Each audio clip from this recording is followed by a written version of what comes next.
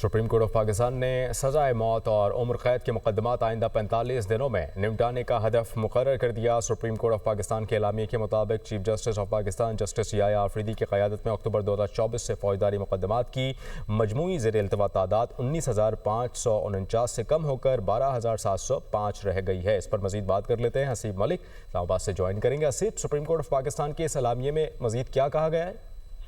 देखिए, ये जारी एलामिया में बताया गया है कि एक तो टारगेट मुकर्रर किया गया है 2000 तमाम सजाए मौत और उम्र कैद के मुकदमात आइंदा 45 दिनों में निपटाने का ये जो हदफ है वो मुकर्रर किया गया है। इसके साथ साथ एलामिया में ये भी बताया गया है कि 9 से 14 फरवरी 2026 के दौरान सुप्रीम कोर्ट ने सजाए मौत और उम्र कैद से मुतालिक 354 फौजदारी मुकदमात को निपटाया है और इसी हफ्ते सजाए मौत और उम्र कैद से मुतालिक 131 नए मुकदमात जो हैं वो दायर भी हुए हैं। एलामिया के मुताबिक हफ्तावार बुनियाद पर निपटाए गए मुकदमात की शरह जो है वो दायर होने वाले मुकदमात से तकरीबन 270% ज्यादा है और फैसला किया गया है कि जनवरी 2026 तक के तमाम ज़ेर-ए-इल्तवा सजाए मौत के मुकदमात को तरजीही बुनियादों पर निपटाया जाएगा।